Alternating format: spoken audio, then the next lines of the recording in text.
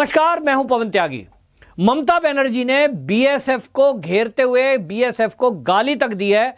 और आपको बताएं, यह पहली बार नहीं है कि देश की सुरक्षा एजेंसियों को बदनाम किया जा रहा है, लेकिन लगता है कि टीएमसी ने यह अभियान छेड़ा है कि हमारे देश की सुरक्षा बलों, हमारे देश की सेना और जो हमारे संवैधानिक संस्थाएं हैं उसको बदनाम करना है। ममता बनर्जी के जो विधानसभा में बाकायदा इसका एक प्रस्ताव पास कर दिया गया कि जो केंद्र सरकार ने अधिसूचना जारी करके बीएसएफ के अधिकार क्षेत्र को 15 किलोमीटर से बढ़ाकर 50 किलोमीटर किया है, यानी जिस अध्यादेश के जरिए अब बीएसएफ पश्चिम बंगाल में और आपका गुजरात में और राजस्थान, पंजाब के अंदर 15 किलोमीटर से बढ़ाकर 50 किलोमीटर अंदर तक कर दिया गया, यानी वहां वो 50 किलोमीटर तक जरूरत पड़ने पर किसी की भी तलाशी ले सकते हैं, किसी को गिरफ्तार कर सकते हैं। वो कहीं भी बिना पुलिस, लोकल पुलिस की मदद के खुद एक्शन लेने के लिए आजाद है।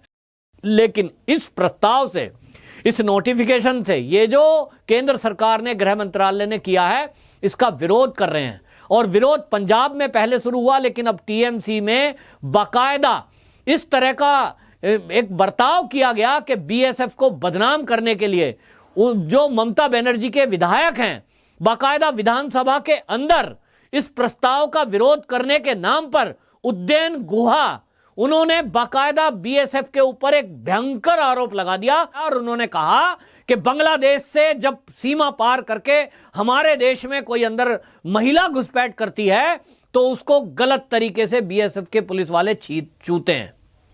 अब यह एक गंभीर आरोप है। पहले तो मैं ममता बनर्जी से यह पूछना चाहता हूं कि उद्यान गुहा से मैं यह पूछना चाहता हूं, जिन्होंने बीएसएफ के ऊपर यह आरोप लगाया है कि जो महिलाएं बांग्लादेश से आती हैं, घुसपैठ करके आती हैं, उनको गलत तलाशी के बहाने बीएसएफ के लोग गलत तरीके से छूते हैं।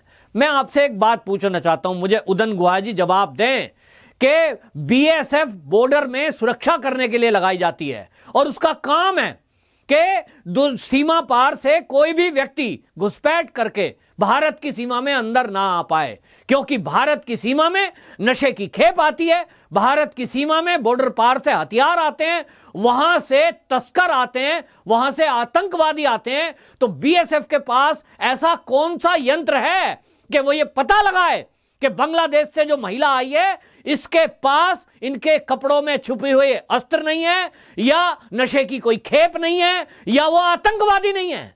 क्या बॉर्डर के एरिया में पश्चिम बंगाल में आए दिन बीएसएफ के ऊपर हमले नहीं होते?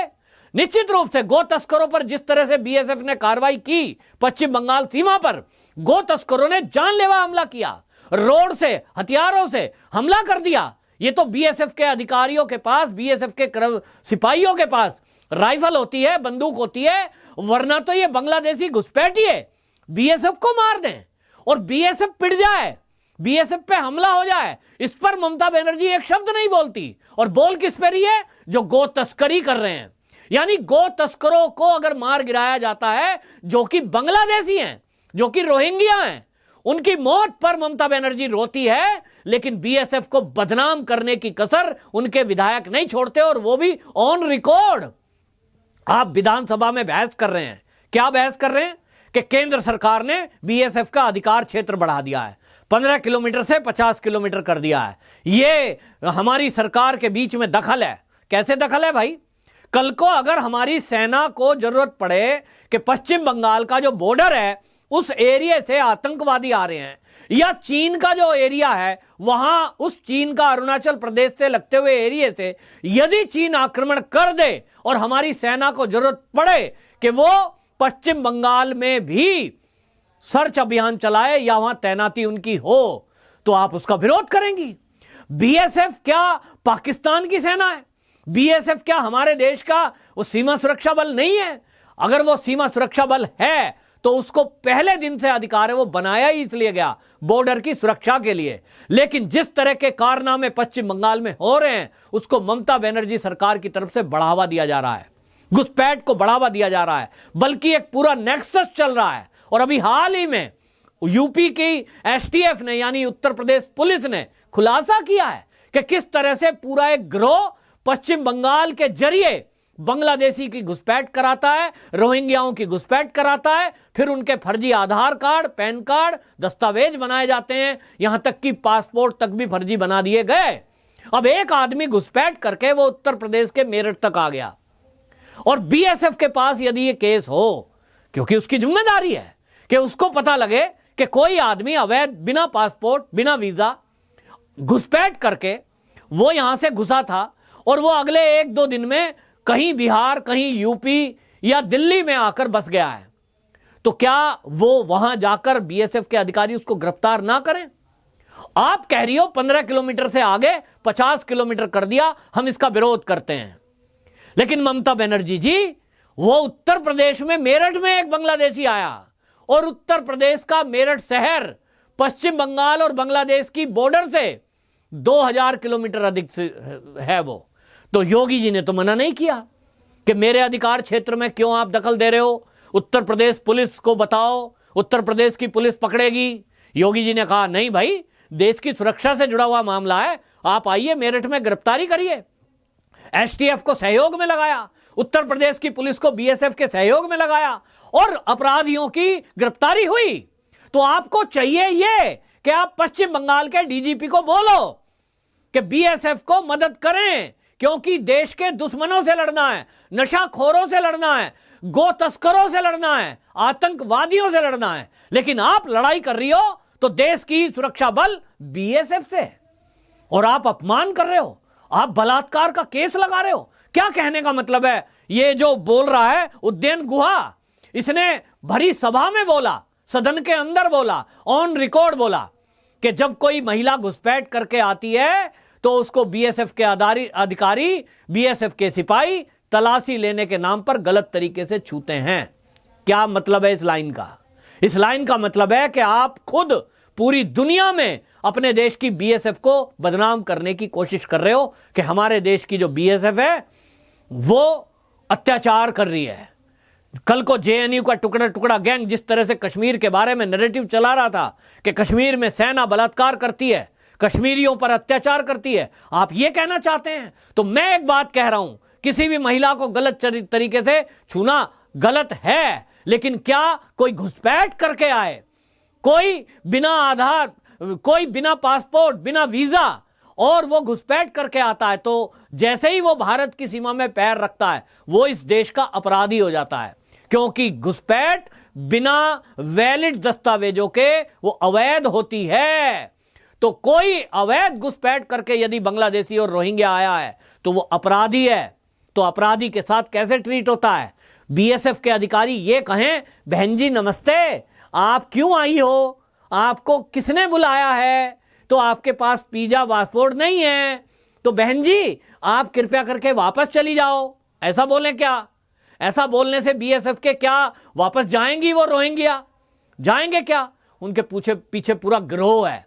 लेकिन पश्चिम बंगाल की ममता बनर्जी की सरकार ने जिस तरह का ये कारनामा किया है, जिस तरह से प्रस्ताव पास के नाम पर विधानसभा के अंदर बहस कराई है और उस बहस में बीएसएफ को लगातार गालियां दी गई हैं, केंद्र सरकार को घेरो तो घेरो, वो सरकार है, वो राजनीतिक दल है, आप मोदी को गाली दो कोई आपत्ति नहीं है, आप अमित शाह को गाली दो कोई आपत्ति नहीं हो सकती, क्योंकि राजनीतिक दलों का आपस में चलता है।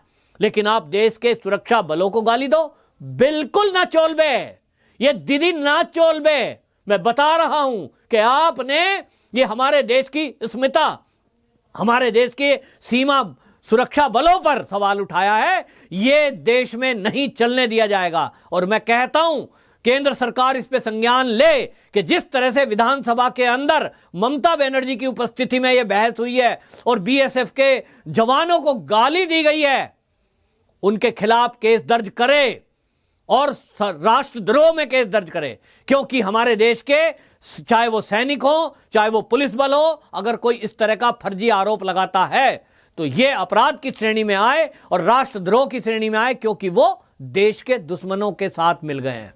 ये देश के दुश्मन हैं जो घुसपैठ करके आते हैं। आज हमारे भारत में लगभग 5 करोड़ घुसपैठिए रोहिंग्या और बांग्लादेश से आ चुके हैं। जहां जहां वो हैं वहां वो दंगे करते हैं, चोरी करते हैं, चकारी करते। क्या काम करेंगे वो यहां आके खेती करेंगे? नहीं, वो आके यहां दुकान करते हैं? नहीं, क्योंकि फटे हाल आते हैं एक जोड़ी कपड़े में और वो यहां आकर यही लूटमार करते हैं।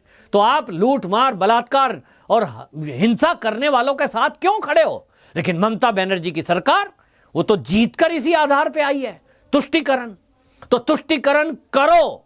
देश में 30 करोड़ यहां हैं लोग जिनका आप तुष्टीकरण के कारण उनको सुविधा दो, किसी को आपत्ति नहीं है उन 30 करोड़ के नाम पे। लेकिन आप घुसपैठियों के नाम पे सुविधाएं देंगे, घुसपैठियों के नाम पे देश के यहां विधानसभा में आप बहस करके हमारी बीएसएफ को गाली दोगे? ये बिल्कुल गलत है और ये मैं कहता हूं कि इसका जितनी भी निंदा होनी चाहिए, कड़ी से कड़ी निंदा करें लोग और ममता बनर्जी से सवाल पूछें कि उन्होंने बीएसएफ पर इस तरह की टिप्पणी क्यों की। बीएसएफ के जो सिपाही दिन रात अपनी जान जोखिम में डाल के बॉर्डर पे खड़े हैं, दुश्मन की गोली का पॉइंट उनके ऊपर होता है, आए दिन हमारे सेना के जो जवान हैं वो बलिदान उनका जाता है, और ऐसे में वो आप ये चाहते हैं कि वो तलाशी भी ना लें? अगर कोई महिला हो या पुरुष वो घुसे और उसको पकड़ करके आपकी पुलिस को दे दें ताकि आपकी पुलिस पैसा लेके उसको छोड़ दे और फिर वो यहां भारत में किसी भी कोने में जाके हमारी देश की सुरक्षा को खतरे में डाले। ये नहीं चलेगा, बहुत हो गया। देश के नेताओं को आप कुछ भी कहो, यह आपका मैटर हो सकता है पार्टी टू पार्टी, लेकिन आप देश की सुरक्षा पर कोई सवाल उठाओगे, देश की अस्मिता पर कोई सवाल उठाओगे, देश के सुरक्षा बलों पर सवाल उठाओगे, इसमें आपको जरूर घेरा जाएगा और देश आपको माफ नहीं करेगा। वंदे मातरम।